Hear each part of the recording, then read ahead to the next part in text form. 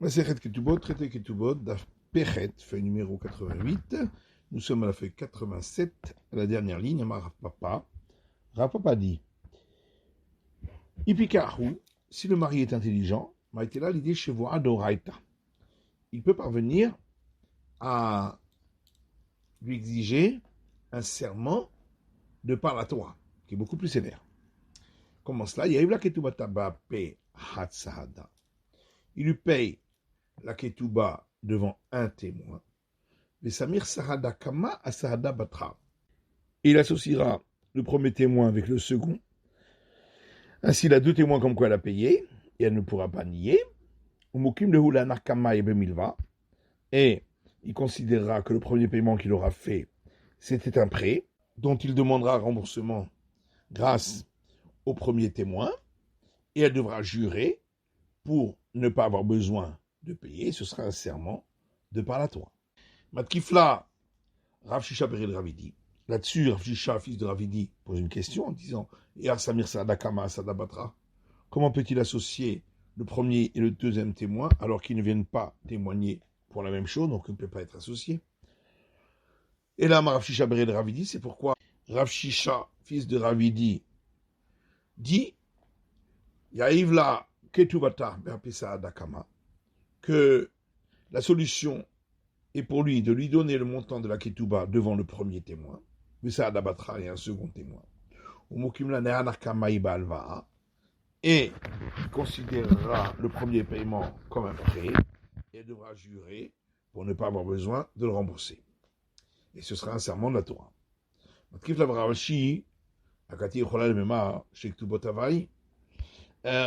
Ravashi pose une question en disant non, la femme peut toujours dire qu'elle avait deux actes de Ketouba et c'est pourquoi il doit payer deux fois. Et là, Ravashi, c'est pourquoi Ravashi dit Hu de modalehu, que ça ne marche que si il fait savoir devant des témoins avant de lui payer sa Ketouba qu'il ne le fait pas en tant que paiement de Ketouba en rajoutant sur le premier, mais que le premier, il le considérera comme un prêt et c'est celui-là qui est le vrai paiement. Minechassim Meshobadim, on a dit dans la Mishnah que si elle vient saisir des biens qui ont été vendus, elle devra jurer. Et il en va de même, dit la Mishnah, si elle vient saisir des biens des orphelins.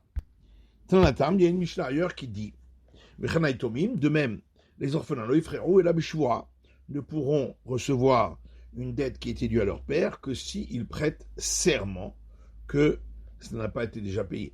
Miman, de qui ils veulent percevoir le remboursement. Il est mamilové. Si c'est de l'emprunteur,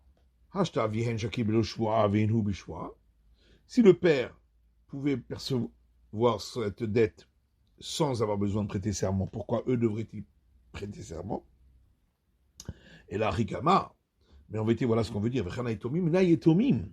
Et même les orphelins qui veulent percevoir une dette des orphelins qui ont hérité de leur père qui était l'emprunteur, le frérot la choix. Ils ne pourront le percevoir que s'ils jurent que ça n'a pas été déjà payé par le père, l'emprunteur lui-même. Amar Zika Maravuda, Lochanu la Chambrou et Tomim, Amar la Nuaba la Vitu Parati. Zika dit au nom de Ravuda que ce qu'on a dit qu'il faudra prêter serment, c'est uniquement dans le cas où les orphelins ont dit notre père nous a dit j'ai emprunté mais j'ai déjà payé. Avalamrou Amalanu Abalo la Viti. Mais s'ils disent notre père nous a dit je n'ai pas emprunté, Avishwa le frérot, même en prêtant serment, ils ne pourront pas percevoir la dette. Batkifla Rava pose une question là-dessus en disant Rava au contraire, Kola Omer la Viti, comme un paradis d'amis. Tout celui qui dit je n'ai pas emprunté, c'est qu'il avoue qu'il n'a pas payé. Et donc il n'y a aucune raison pour laquelle il ne pourrait pas percevoir. Et là, c'est pourquoi on était si à un tel enseignement, voilà comment il faut le dire. Amar Zika Maravuda, Rav Zika dit au nom de Rav Yehuda, Lochanu et la Chambrou et Tomim, Amar la Noa Balaviti Parati.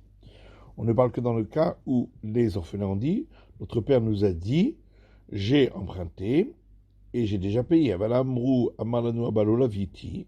Mais s'ils disent notre père nous a dit qu'il n'a pas emprunté, Nifraim chez l'eau bishvoa. À ce moment-là, c'est qu'ils avouent que ça n'a pas été payé.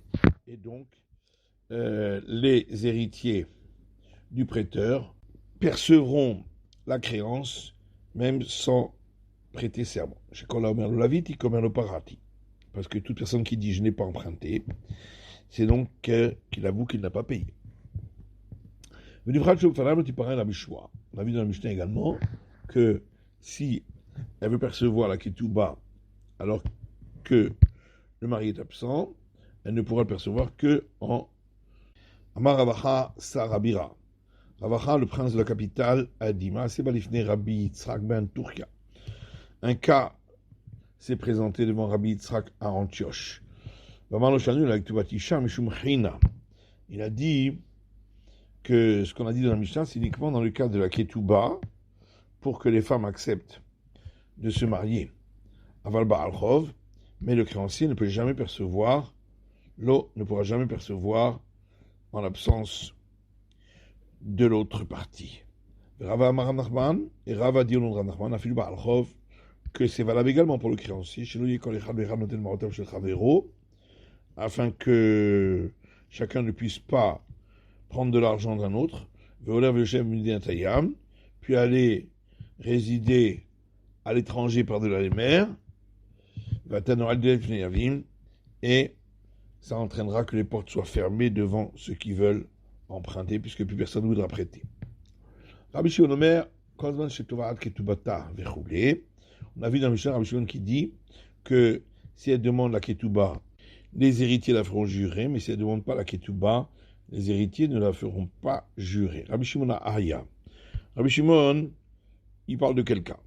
Rabbi Yirmiyah dit sur le cas suivant, que le Mishnah dit que si elle veut percevoir la ketouba en son absence, elle ne pourra pas percevoir sans jurer. Et d'après le premier avis, il n'y a pas de différence si c'est pour recevoir la pension alimentaire ou pour recevoir la ketouba.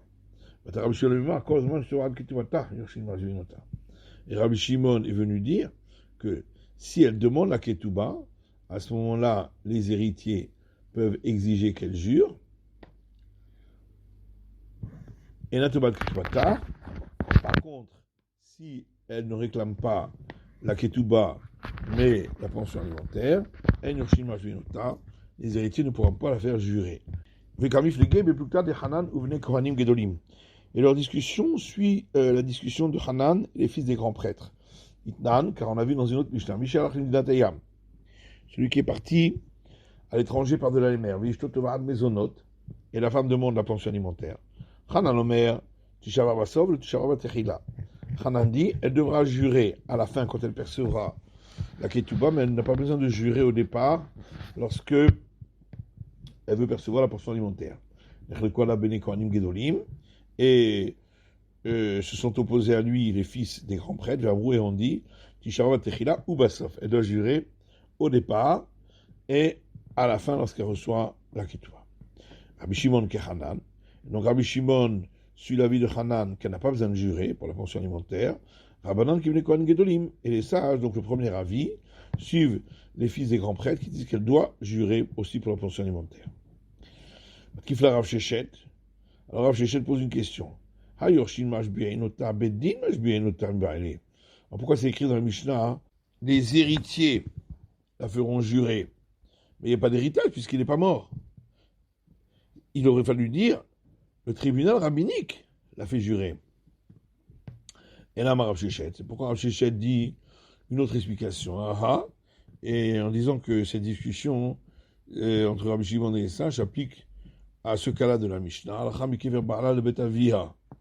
Le cas qu'on avait vu dans la Mishnah précédente, si la femme est partie directement de l'enterrement de son mari et retournée dans la maison de son père, ou si elle est retournée dans la maison du beau-père, mais elle n'est pas devenue gestionnaire des biens, les héritiers ne pourront pas lui demander de prêter serment. Mais si elle est devenue gestionnaire des biens, Yorshim Majvinota, les héritiers la feront jurer sur ce qui va se passer par la suite. Elle Majvinota al-Mashava, mais ne la feront pas jurer sur ce qui était, sur ce qui s'est passé au départ. Vata Rabbi Shimon le Mema. Là-dessus, Rabbi Shimon dit que c'est au moment où elle reçoit la ketouba que les héritiers la feront jurer. Et la toba de ketubata, mais tant qu'elle ne demande pas la ketouba, les héritiers ne la feront pas jurer.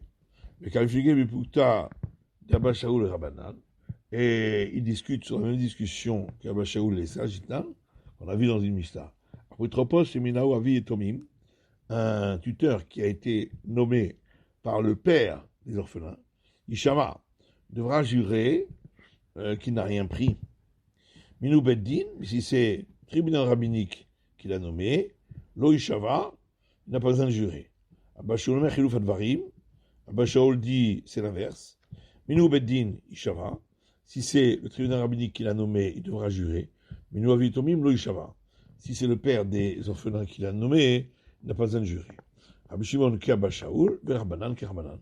Rabbi Shimon sous l'avis de Abba Shaul, et puisque c'est le tribunal rabbinique qui l'a nommé, elle n'aura pas besoin de prêter serment.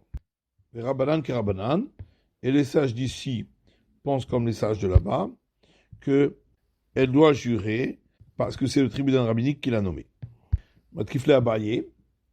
Abaye pose une question là-dessus en disant pourquoi c'est écrit alors tant qu'elle demande la ketouba, elle devra jeûner. Il aurait fallu dire si elle demande la ketouba, elle devra jurer.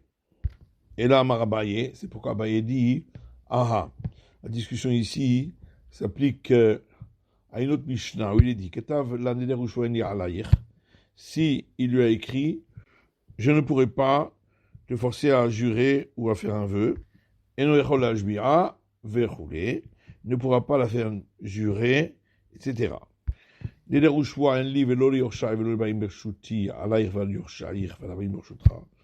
s'il dit un vœu ou un serment, je n'aurai pas la possibilité de l'imposer ni mes héritiers, ni ceux qui viennent de ma part, à toi, à tes héritiers ou à ceux qui viennent de ta part.